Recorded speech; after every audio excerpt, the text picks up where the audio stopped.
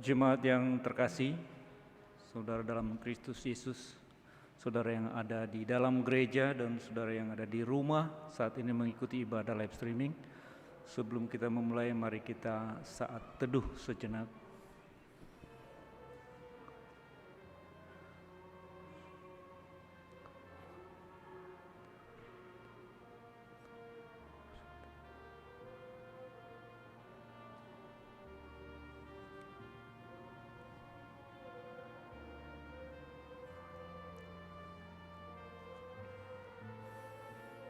Amin. Kita bernyanyi.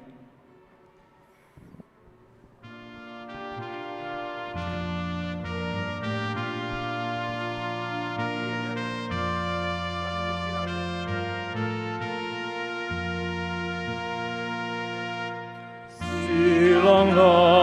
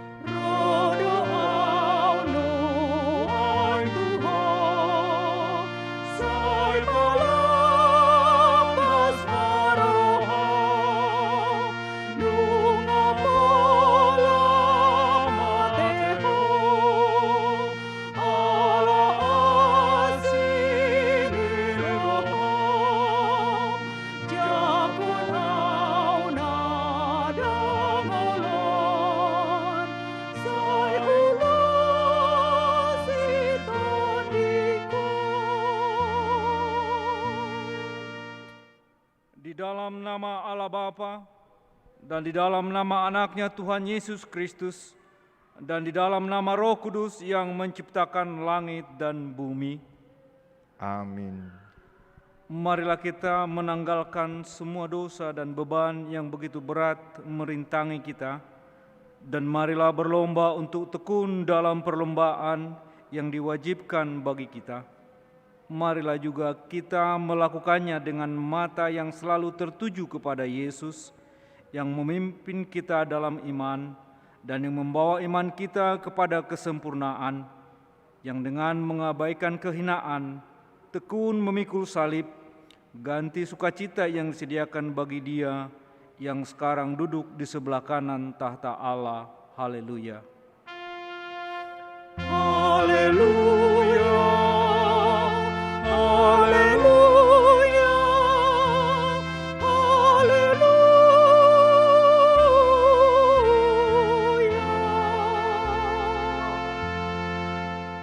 Marilah kita berdoa.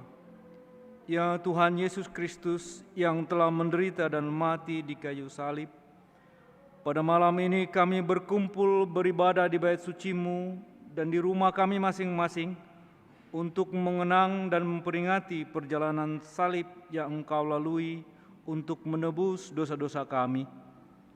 Berkatilah persekutuan ini ya Tuhan, agar kami benar-benar menghayati arti penderitaan dan penebusan-Mu, sehingga kami dapat meneladaninya dalam kehidupan kami sehari-hari, serta dapat mensyukurinya demi kemuliaan nama-Mu dan demi kehidupan yang kekal yang disediakan bagi orang-orang percaya.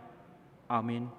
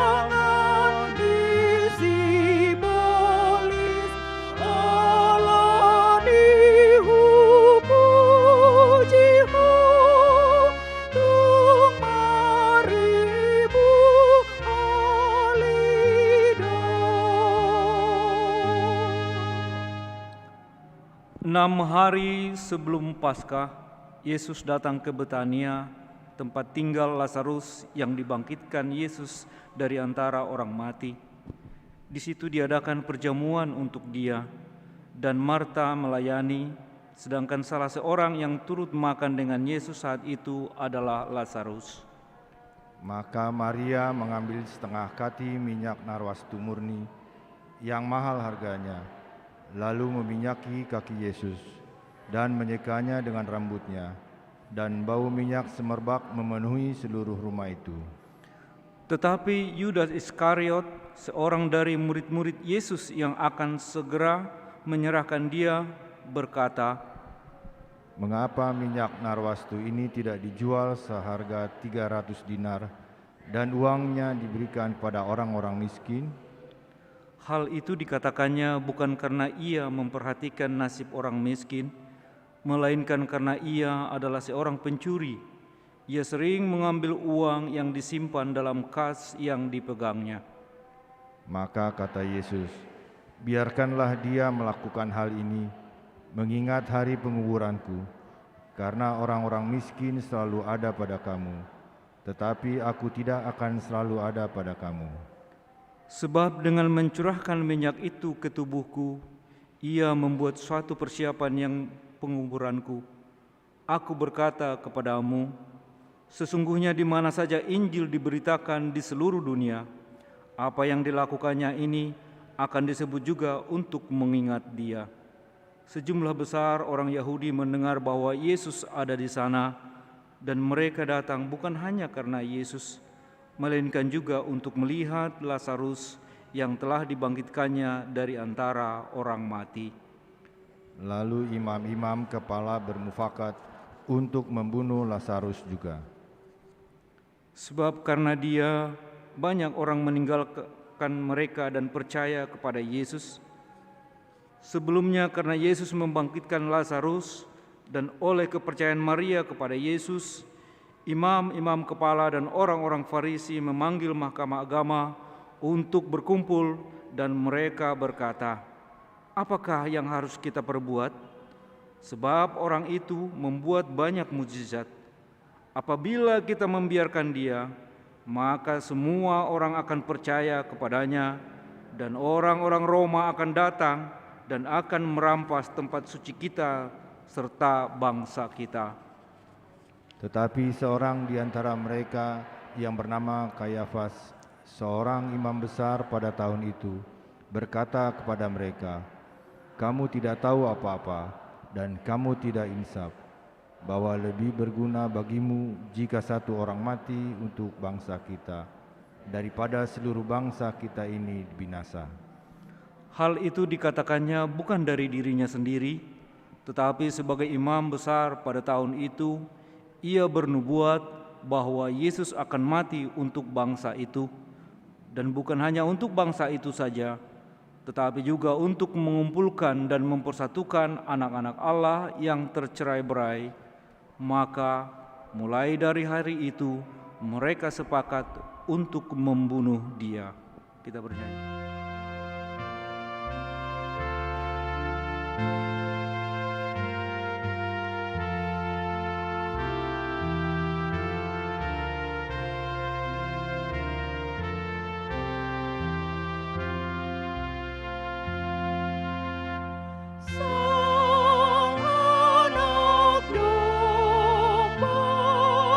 Yang kudus, kami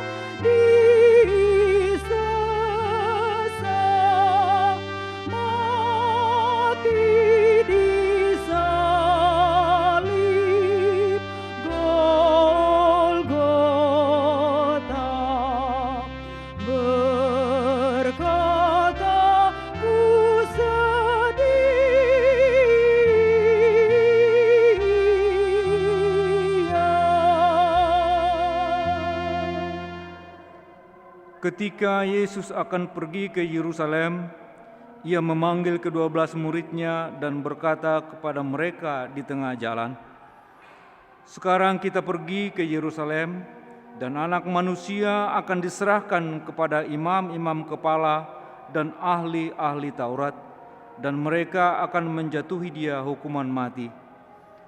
Dan mereka akan menyerahkan Dia kepada bangsa-bangsa yang tidak mengenal Allah, supaya Ia diolok-olokkan, disesah dan disalibkan, dan pada hari yang ketiga Ia akan dibangkitkan." Dan ketika Yesus dan murid-murid-Nya keluar dari kota Yeriko, orang banyak berbondong-bondong mengikuti Dia. Ada 2 orang buta yang duduk di pinggir jalan mendengar bahwa Yesus lewat. Lalu mereka berseru, "Tuhan, Anak Daud, kasihanilah kami." Tetapi orang banyak itu menegur mereka supaya mereka diam. Namun mereka makin keras berseru, katanya, "Tuhan, Anak Daud, kasihanilah kami." Lalu Yesus berhenti dan memanggil mereka. Ia berkata, "Apa yang kamu kehendaki supaya aku perbuat bagimu?" Jawab mereka, "Tuhan, supaya mata kami dapat melihat." Maka tergeraklah hati Yesus oleh belas kasihan.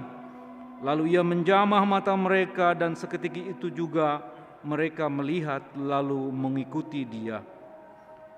Ketika Yesus dan murid-murid-Nya telah dekat ke kota Yerusalem dan tiba di Betfage yang terletak di Bukit Zaitun, Yesus menyuruh 2 orang murid-Nya dengan pesan, "Pergilah ke kampung yang di depanmu itu, dan di situ kamu akan segera menemukan seekor keledai betina tertambat dan anaknya ada di dekatnya.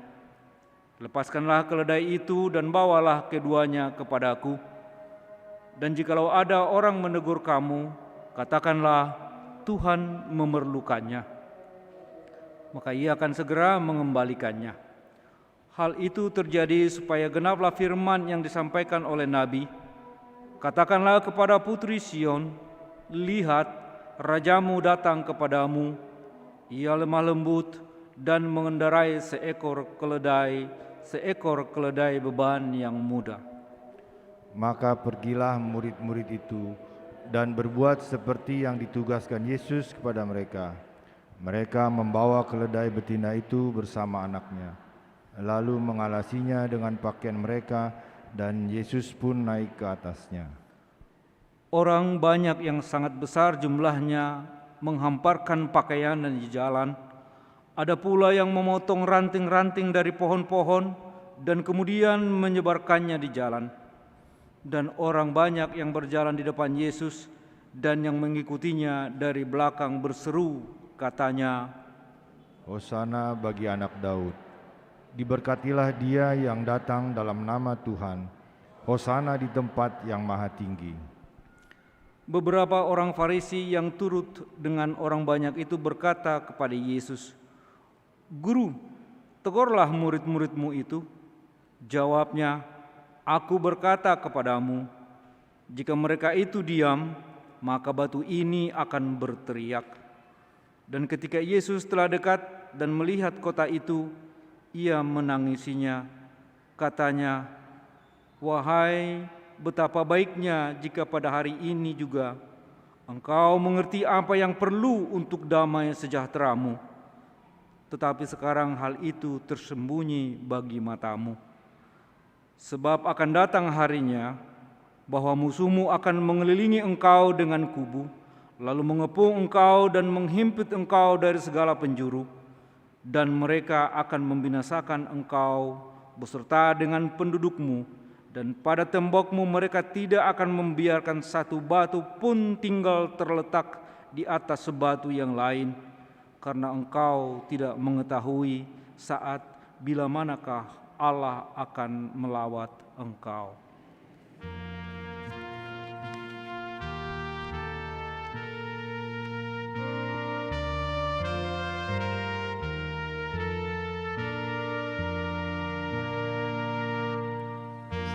Segala kemuliaan bagi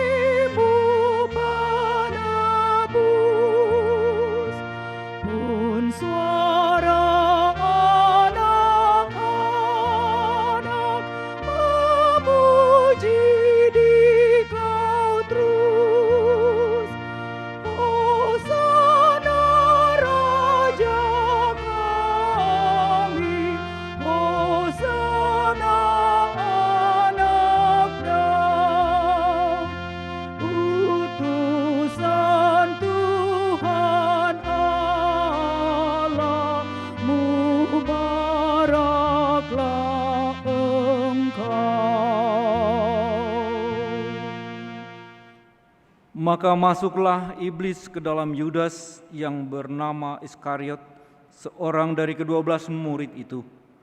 Lalu pergilah Yudas kepada imam-imam kepala dan kepala-kepala pengawal bait Allah dan berunding dengan mereka bagaimana ia dapat menyerahkan Yesus kepada mereka.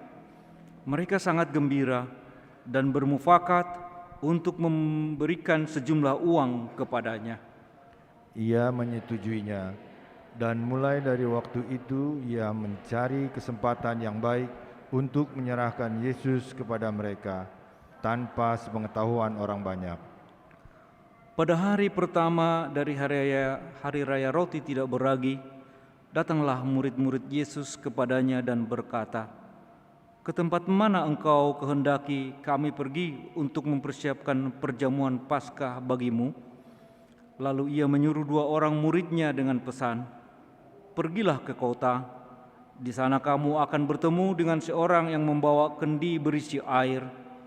Ikutilah dia dan katakanlah kepada pemilik rumah yang dimasukinya, 'Pesan Guru, di manakah ruangan yang disediakan bagiku untuk makan Paskah bersama-sama dengan muridku?' Lalu orang itu akan menunjukkan kamu sebuah ruangan yang besar, yang sudah lengkap dan tersedia. Disitulah kamu harus mempersiapkan perjamuan Paskah untuk kita." Maka berangkatlah kedua murid itu, dan setibanya di kota, didapati mereka semua yang dikatakan oleh Yesus kepada mereka. Lalu mereka pun mempersiapkan Paskah. Setelah hari malam, datanglah Yesus bersama-sama dengan muridnya. Ketika mereka duduk di situ dan sedang makan, Yesus berkata, "Aku berkata kepadamu, sesungguhnya seorang di antara kamu akan menyerahkan aku, yaitu dia yang makan dengan aku." Maka sedihlah hati mereka, dan seorang demi seorang berkata kepadanya, "Bukan aku, ya Tuhan." Ia menjawab, "Orang itu ialah salah seorang dari kamu yang 12 ini, dia yang mencelupkan roti ke dalam satu pinggan dengan aku. Anak manusia memang akan pergi sesuai dengan yang ada tertulis tentang dia. Akan tetapi celakalah orang yang olehnya anak manusia itu diserahkan. Adalah lebih baik bagi orang itu sekiranya ia tidak dilahirkan."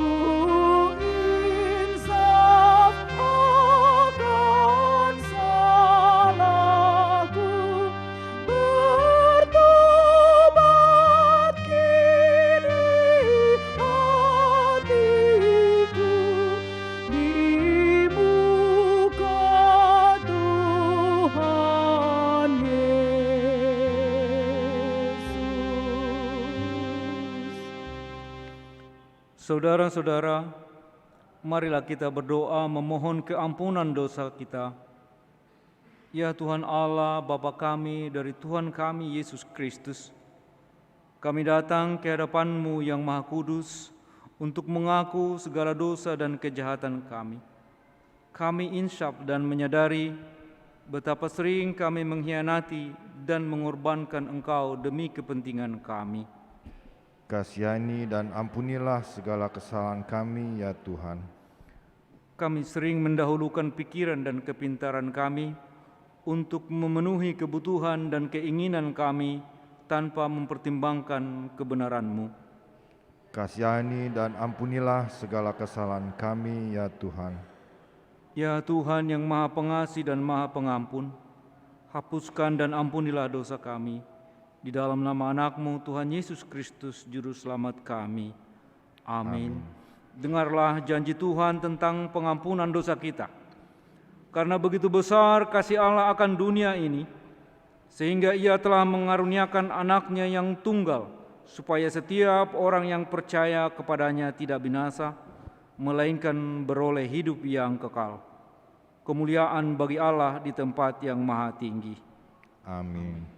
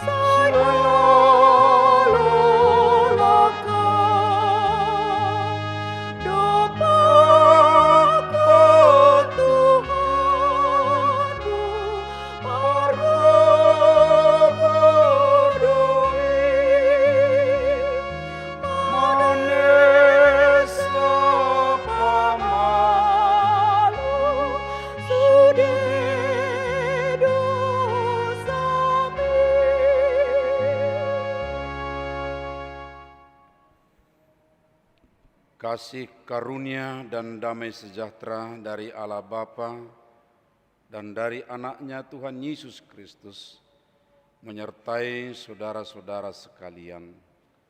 Amin. Bapak, Ibu, Saudara yang ada di gedung gereja pada saat ini mengikuti perenungan sengsara Tuhan Yesus. Demikian juga dengan Bapak Ibu Saudara kami yang mengikuti ibadah ini melalui live streaming di kanal YouTube HKBP Kornolong. Pertama-tama saya mau sampaikan sesuai dengan seruan di Minggu Palmarum, seperti orang-orang yang bersama dengan Yesus memasuki Yerusalem. Saya mau sampaikan kepada saudara seruan atau elu-eluan. Hosana. Hosana. Hosana. Baik Bapak Ibu Saudara, di malam yang pertama ini ketika kita mau mengawali perenungan dan ke depan sampai nanti Kamis malam, tiap malam kita akan lakukan perenungan ini. Demikian juga nanti pada hari Jumat sampai puncak penyaliban Tuhan Yesus Kristus. Kiranya kita akan setia mengikutinya supaya perenungan sengsara itu benar-benar lengkap kita pahami. Tapi tidak hanya kita, mana tahu ada saudara-saudara kita yang belum ikut. Biarlah kita juga mengajak mereka, Bapak Ibu Saudara. Karena itu saya mau mengawali renungan untuk malam ini sebagai pelengkap dari apa yang sudah kita dengarkan melalui narasi tadi, yaitu dari Yohanes 12.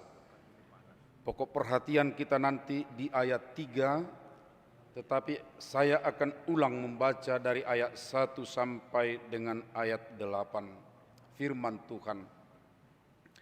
6 hari sebelum Paskah, Yesus datang ke Betania, tempat tinggal Lazarus yang dibangkitkan Yesus dari antara orang mati. Di situ diadakan perjamuan untuk dia dan Marta melayani, sedang salah seorang yang turut makan dengan Yesus adalah Lazarus. Maka Maria mengambil setengah kati minyak narwastu murni yang mahal harganya, lalu meminyaki kaki Yesus dan menyekanya dengan rambutnya, dan bau minyak semerbak di seluruh rumah itu. Tetapi Yudas Iskariot, seorang dari murid-murid Yesus yang akan segera menyerahkan dia, berkata, Mengapa minyak narwastu ini tidak dijual 300 dinar dan uangnya diberikan kepada orang-orang miskin? Hal itu dikatakannya bukan karena ia memperhatikan nasib orang-orang miskin, melainkan karena ia adalah seorang pencuri.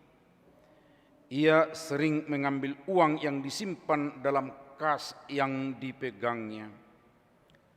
Maka kata Yesus, biarkanlah dia melakukan hal ini, mengingat hari penguburanku. Karena orang-orang miskin selalu ada pada kamu, tetapi aku tidak akan selalu ada pada kamu. Ayat 3, maka Maria mengambil setengah kati minyak narwastu murni yang mahal harganya, lalu meminyaki kaki Yesus dan menyekanya dengan rambutnya, dan bau minyak semerbak di seluruh rumah itu. Saudara-saudaraku, seringkali mungkin kita akan sampai ke suatu pemikiran yang membuat kita mungkin sedikit agak bingung, karena ada beberapa perikop dalam Alkitab yang menyinggung soal minyak narwastu atau seorang perempuan yang mengurapi Yesus. Karena itu ada orang yang salah menempatkan siapakah kira-kira Maria yang disebut ketika mengurapi kaki Yesus di Betania.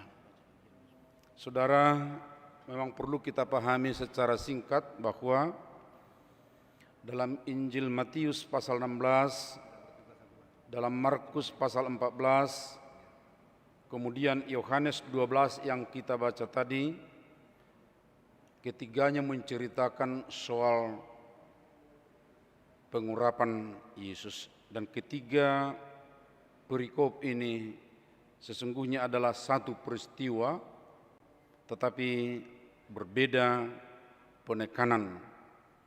Tema antara atau sekitar pengampunan dan kerendahan hati. Dan ini terjadi di Betania.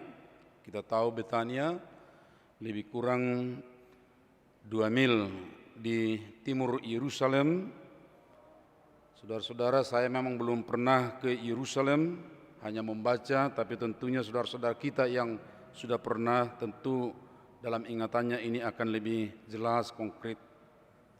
Dan ini terjadi adalah ketika perjalanan Yesus dari Efraim menuju Yerusalem, dan inilah tahap terakhir perjalanan Yesus.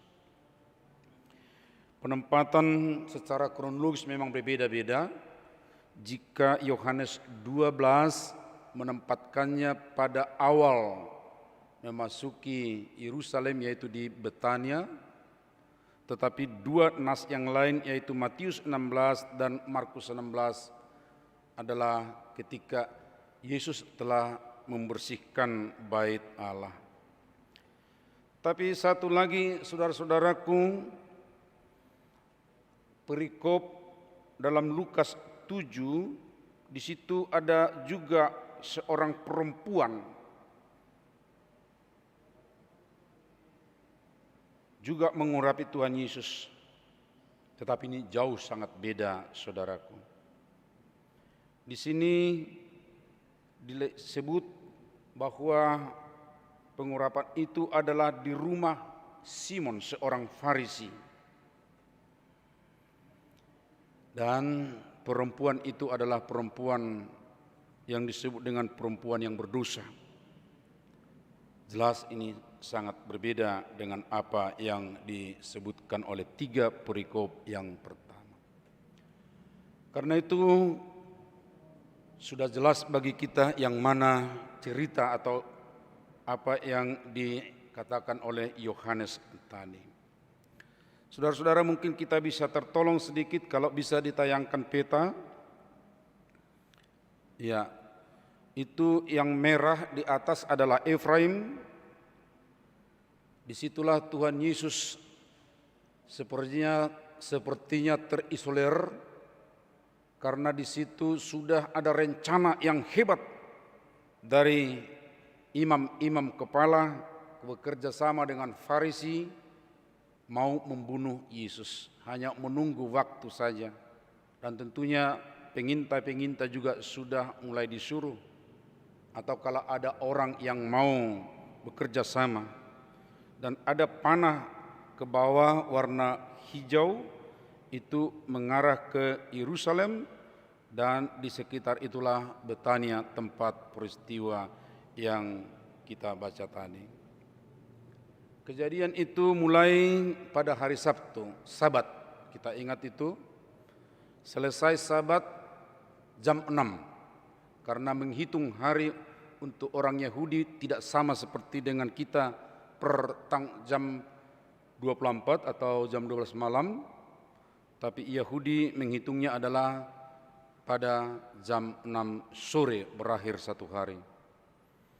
Oleh karena setelah itu di malam hari atau lewat jam 6 sore diadakan perjamuan. Perjamuan yang dilaksanakan di rumah Lazarus, atau maaf, di salah satu rumah. Memang tidak disebutkan namanya, tapi ada juga orang menduga itu adalah juga bernama Simon. Dan di rumah itu ada Marta melayani. Demikian juga Lazarus yang dibangkitkan atau dihidupkan oleh Yesus dari kematian. Saudara-saudaraku, berkaitan dengan itu semua, sesungguhnya itu adalah saat dan tempat yang sangat rawan bagi Yesus. Sebab sebelumnya, seperti yang sudah saya sebutkan tadi, pengadilan tertinggi untuk kaum Yahudi sudah menetapkan bahwa Yesus akan ditangkap. Lalu percakapan di sekitar Betania muncul, bagaimana ya pendapatmu? Apakah ia akan datang juga ke pesta Paskah di Yerusalem?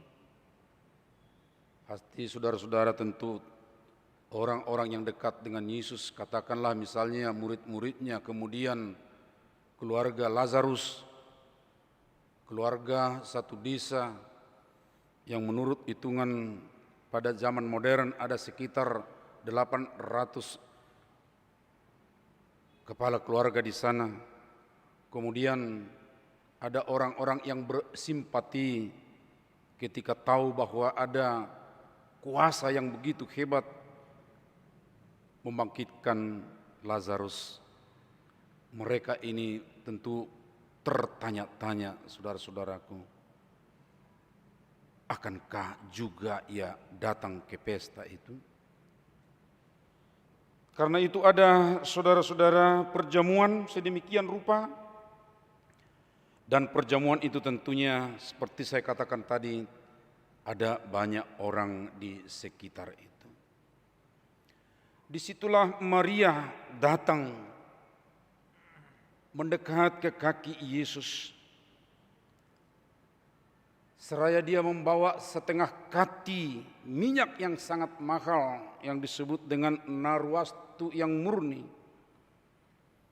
Dan disebutkan aromanya semerbak ke seluruh rumah. Maria menaruh minyak itu di kaki Yesus. Ini aneh, saudara-saudara. Biasanya kalau mengurapi itu ditaruh di kepala. Dan itu pertanda sebagai raja. Tetapi Maria menaruhnya bukan di kepala melainkan di kaki. Ini juga tentu sesuatu yang unik, saudara-saudaraku. Kenapa? Biasanya kalau menaruh ke kaki ataupun membasuh kaki, itu seharusnya dilakukan oleh orang yang lebih rendah status sosialnya atau strukturnya dalam satu persekutuan atau paguyuban.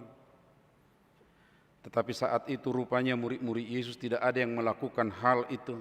Dan kemudian juga kita tahu, ya menjelang perjamuan terakhir nanti, salah seorang pun dari mereka tidak ada yang mau membasuh kaki Yesus. Tetapi sekarang Maria menaruh minyak urapan sedemikian rupa. Dan satu lagi yang unik, saudaraku, biasanya menyeka bukan dengan rambut melainkan dengan kain. Tetapi Maria menaruh rambutnya untuk menyeka kaki Tuhan Yesus. Banyak orang mengatakan sesungguhnya itu adalah tanda kerendahan hati dari Maria.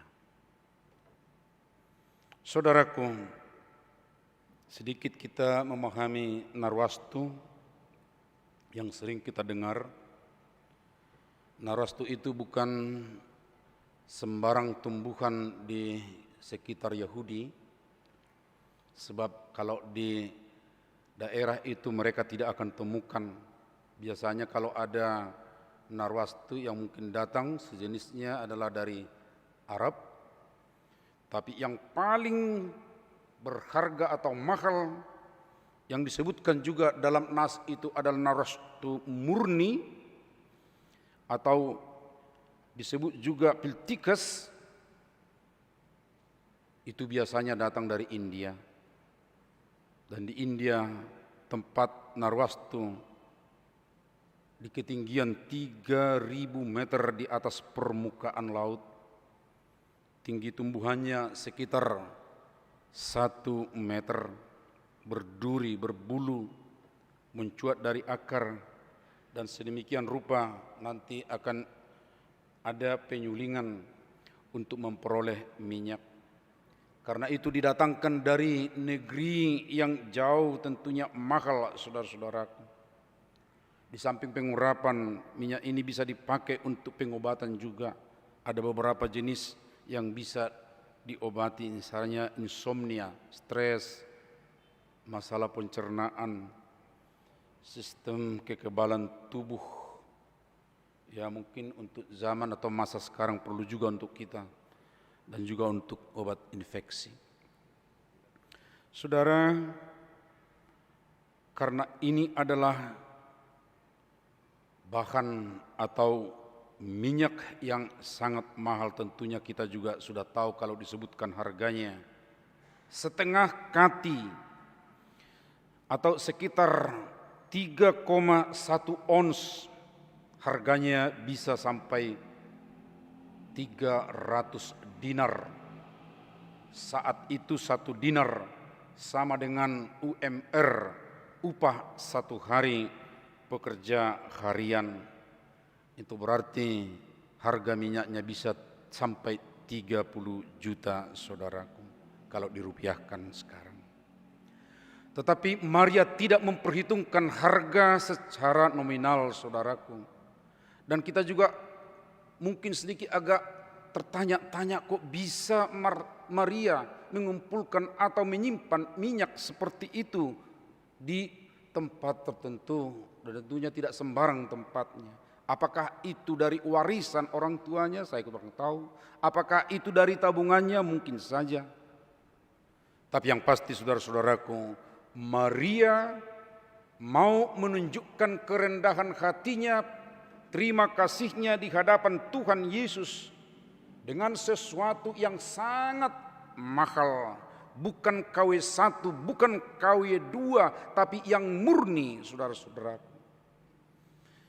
Itu yang dilakukan oleh seorang Maria yang tentunya sangat menghargai apa yang Tuhan Yesus lakukan dalam keluarganya. Saudara-saudaraku, tidak lama ketika Maria menyeka kaki Tuhan Yesus dengan rambutnya, dan aroma narwastu sudah menyebar ke seluruh rumah. Tiba-tiba ada seseorang datang menggugat. Dan kalau saya buat di sini Maria digugat pencuri, nanti penjelasannya tentu kita bisa tahu, dan tadi itu sudah mulai kita tahu itu. Tapi muncul pertanyaan begini, karena itu dari Yudas. Benarkah Yudas berpihak kepada orang miskin?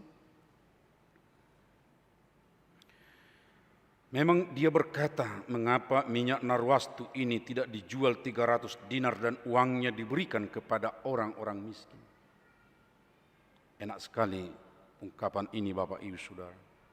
Sepertinya dia berpihak kepada orang-orang miskin. Sepertinya dia berpihak kepada orang-orang yang butuh pertolongan. Apakah Yudas sungguh memperhatikan kebutuhan orang miskin ketimbang kepentingan persembahan?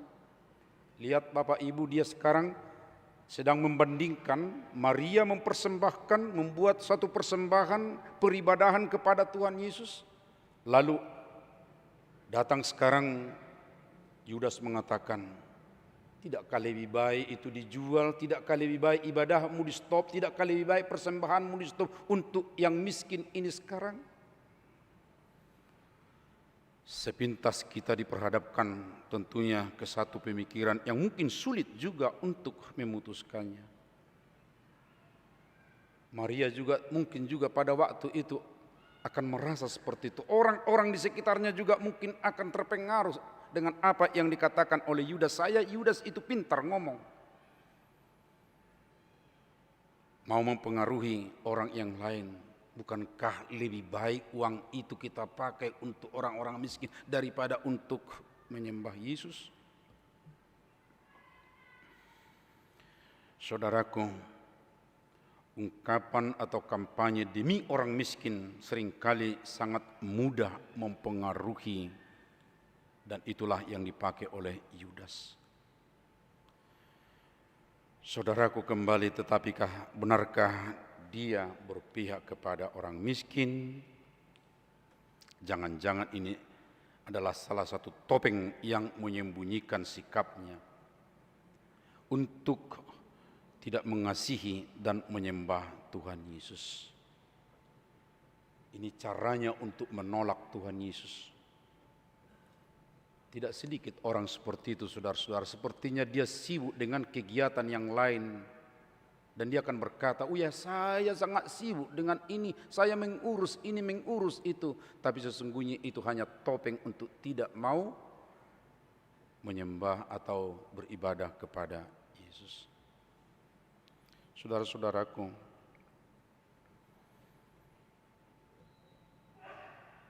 ini perlu kita renungkan. Dan inilah perenungan pertama di malam ini untuk kita. Perenungan yang sungguh mendalam. Supaya kita benar-benar bisa seperti Maria. Saudara-saudara yang dikasihi oleh Tuhan Yesus, yang mengikuti perenungan sengsara Tuhan Yesus sekarang.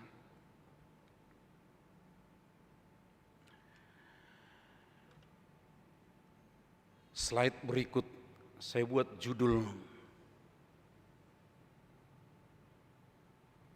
kejutan di tengah pesta. tapi pesta tanda petik.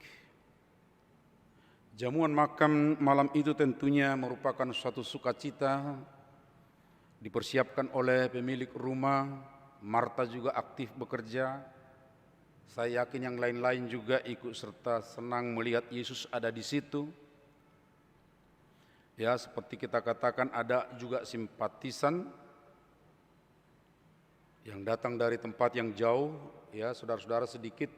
Biasanya kalau sudah sabat pertama itu, sabat menjelang Paskah, dari luar Yerusalem, dari diaspora atau perantauan, Yahudi sudah banyak datang untuk membersihkan diri saat-saat memasuki perayaan Paskah.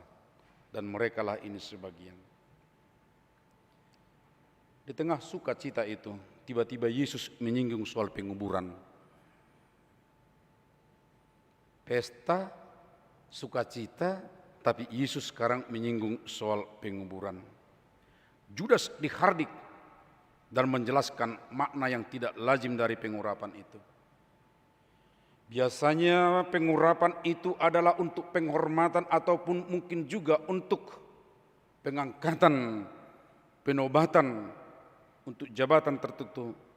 Dan tidak pernah ada pengurapan untuk penguburan, tetapi Yesus berkata sekarang, biarkanlah dia melakukan hal ini mengingat hari penguburanku.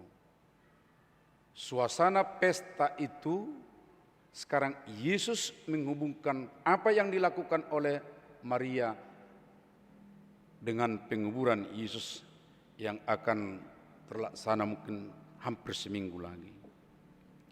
Saudara-saudara, di sini kelihatan bahwa Tuhan Yesus justru membela dan memihak kepada Maria, tetapi menolak Yudas yang licik.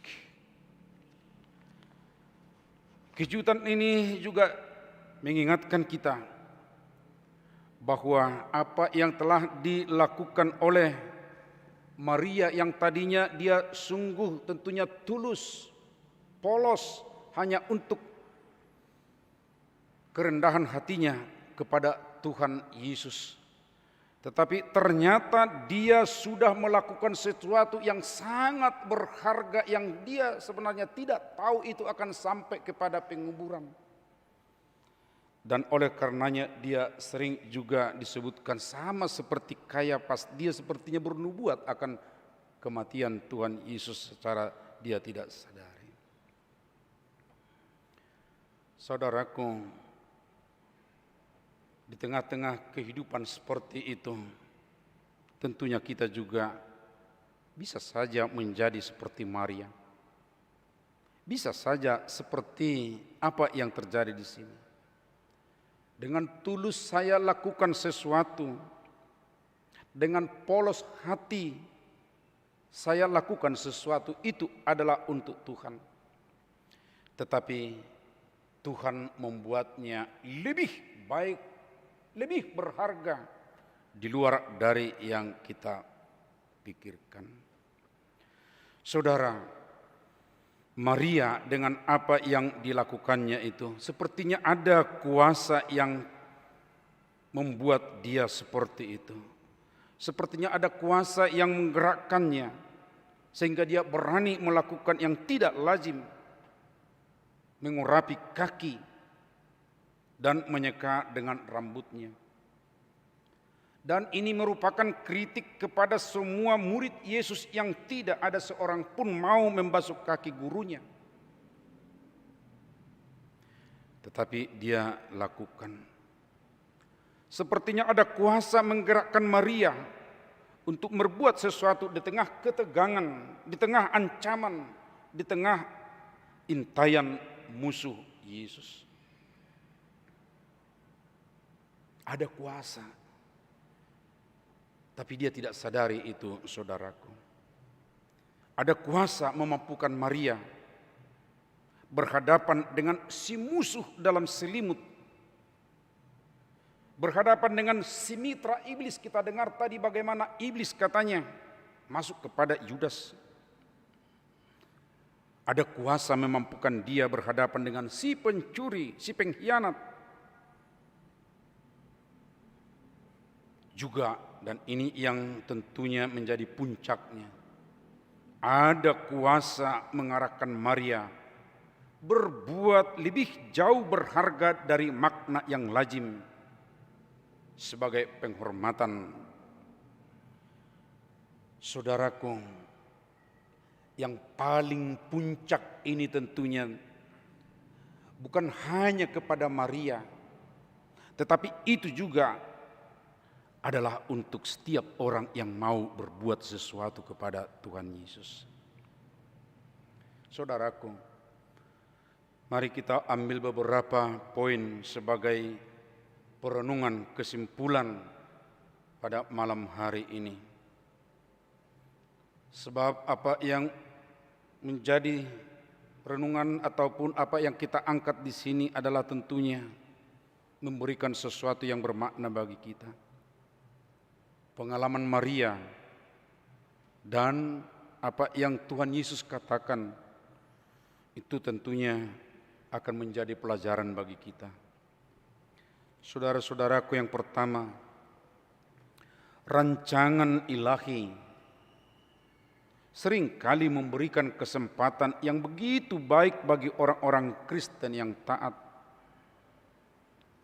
Demikian pula roh anugerah seringkali menyentuh hati mereka sedemikian dalamnya, sampai mereka tidak tahan untuk mengungkapkan sukacita kudus yang bahkan jauh lebih mengena dan lebih menakjubkan dari yang bisa mereka bayangkan sebelumnya. Karena itu, mari kita semua saudara-saudaraku melakukannya dengan tulus hati untuk Tuhan. Yang kedua, saudaraku, anugerah Kristus selalu memberi pujian kepada perkataan saleh dan tindakan dari orang-orang benar. Anugerah itu bukan saja menjadikan sesuatu yang terbaik dari kekeluaran itu, tetapi juga membuat yang baik menjadi paling baik. Karena itu, saudara-saudaraku, jangan takut untuk melakukan yang baik, sebab Tuhan akan membuat lebih baik, ataupun mungkin ada yang kurang, Tuhan akan membuat itu baik. Yang ketiga, saudara-saudara, ini harus kita ingat, sebab Tuhan Sang Pemelihara mengatakan bahwa orang-orang miskin selalu ada pada kita, yaitu mereka yang layak menerima derma. Orang-orang yang demikian ini akan selalu ada selama kebodohan dan kesukaran masih ada di dunia yang bobrok ini. Artinya kalau masih seperti keadaan kita dan mungkin lebih rendah lagi, yang miskin tetap akan ada, dan kita tentu terpanggil untuk itu. Yang keempat, kerajaan anugerah sudah mengatur bahwa gereja tidak akan selalu memiliki hadirat Yesus secara lahiriah, dan memang Yesus sudah naik ke sorga. Dia berkata, "Aku tidak akan selalu ada pada kamu, melainkan hanya saat saja." Ini harus kita sadari, Bapak Ibu Saudara, bahwa Yesus tidak bersama dengan kita secara fisik. Tetapi perhatikan, satu dua kewajiban datang secara bersamaan. Kita membutuhkan hikmat untuk mengetahui yang mana harus didahulukan. Dan semua itu tergantung dari keadaan di sekeliling kita. Perhatikan tadi pergumulan ketika Yudas menggugat Maria. Bukankah lebih baik menjual minyak ini dan diberikan kepada yang miskin? Mana ya yang diutamakan? Tapi Yesus mengatakan ada yang harus kamu utamakan, dan itu sudah disebutkan.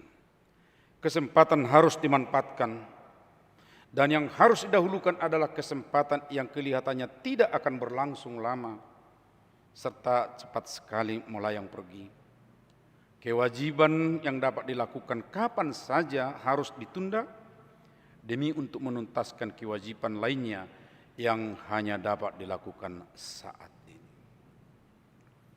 Ini menolong kita saudara-saudaraku untuk mengambil mana yang lebih utama dalam kehidupan kita. Mana yang lebih utama dalam pilihan-pilihan kita. Saudaraku, fokuslah dan utamakanlah menghormati Tuhan Yesus. Ada kuasa meningkatkan nilai perbuatan. Tuhan senantiasa membela orang yang tulus berbuat kepadanya.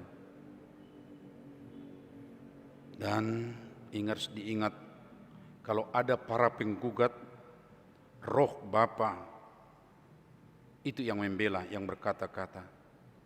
Dalam Matius 10 ayat 19 dan 20 dikatakan, ketika kamu diperhadapkan sampai ke pengadilan untuk mempertanggungjawabkan pemberitaan Injil, ingatlah bukan kamu yang berkata-kata di sana atau berbicara, tetapi Roh Bapa. Terakhir sekali saudara-saudaraku, hindari tindakan mengambil dari milik bersama untuk diri sendiri. Sebab bisa nanti akhirnya menjadi pengkhianat seperti Yudas. Saudara-saudaraku, biarlah ini menjadi pokok-pokok perenungan kita sebagai refleksi dari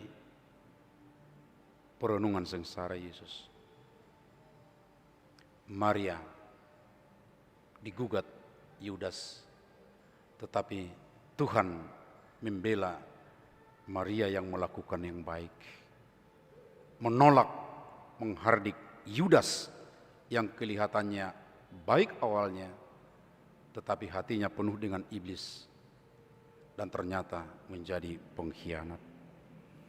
Amin. Mari kita berdoa. Allah Bapa di dalam Yesus Kristus,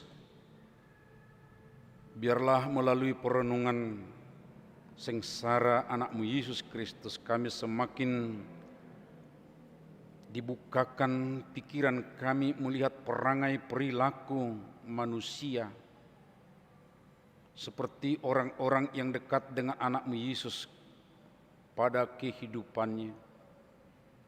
Tuhan, kami tidak tahu, bahkan murid-murid Yesus juga tidak tahu di awalnya Yudas yang kelihatannya pintar berbicara, gesit, bahkan dia boleh menjadi bendahara untuk paguyubannya, menjadi orang kepercayaan. Tetapi di akhirnya dia adalah mitra iblis. Tapi di sisi lain, seorang perempuan, Maria, yang kelihatannya orang biasa di desa Betania, tetapi keluarga mereka menjadi tempat Tuhan untuk melakukan banyak mujizat seperti kepada Lazarus dan di desa itu juga. Tapi di puncaknya Maria menunjukkan dengan kerendahan hati dia mampu melakukan sesuatu yang sangat berharga, baik itu sebagai tanda syukur persembahannya. Tetapi kemudian apa yang dia lakukan itu adalah sesuatu yang berharga sampai kepada penguburan Tuhan Yesus. Nilai yang awalnya mungkin sederhana, dia berpikir hanya melakukan yang terbaik, tetapi Tuhan sungguh membuatnya sangat berharga. Karena itu Bapa, biarlah kami boleh seperti mereka yang melakukan perbuatan baik untuk Tuhan dengan tulus, dan itu menjadi nilai yang lebih berharga lagi atas penilaian. Biarlah kami menjauhi sikap yang tidak jujur, yang tidak setia, yang hanya dipengaruhi oleh kebutuhan-kebutuhan duniawi seperti Yudas yang mau bersekongkol dengan penjahat-penjahat. Tuhan, ajar dan kuatkan kami memilih karakter dan menetapkan karakter yang baik dalam hidup kami. Terima kasih Tuhan, kami serahkan hidup kami ke tangan-Mu hanya di dalam anak-Mu Yesus Kristus Tuhan kami. Amin.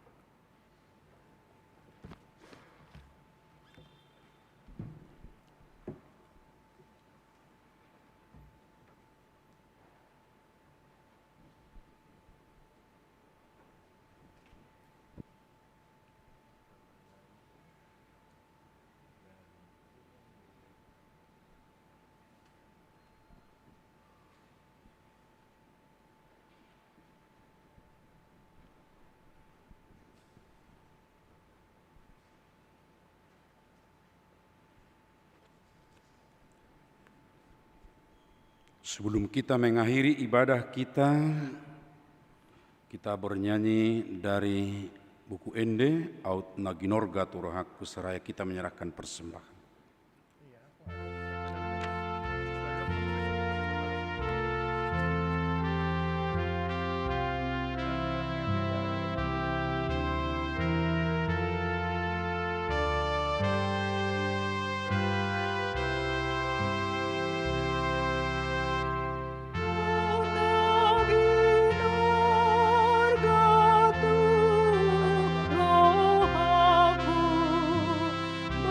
He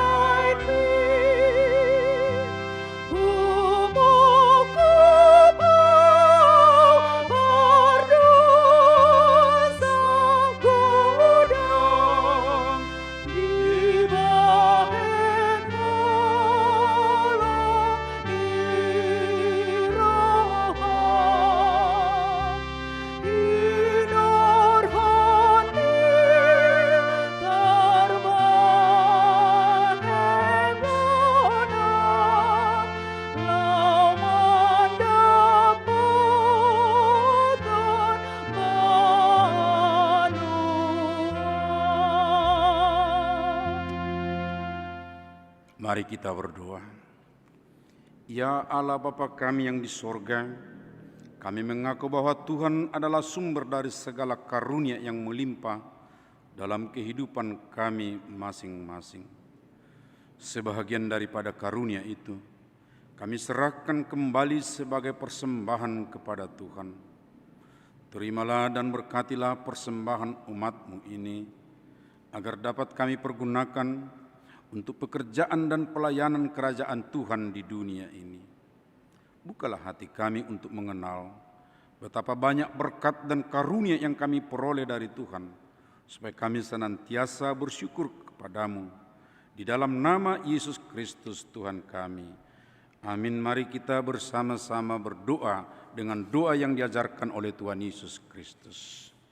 Bapa kami yang di sorga, dikuduskanlah namamu, datanglah kerajaan-Mu, jadilah kehendak-Mu di bumi seperti di sorga.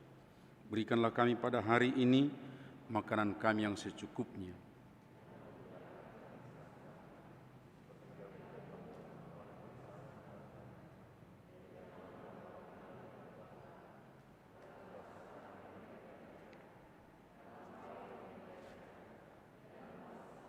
Dan kemuliaan sampai selama-lamanya.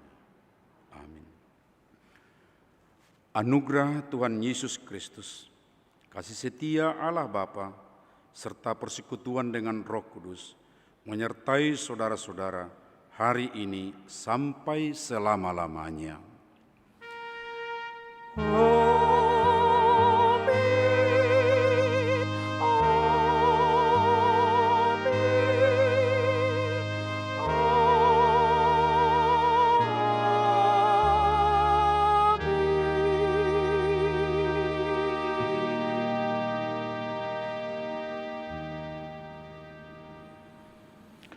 Horas Madita Sudina.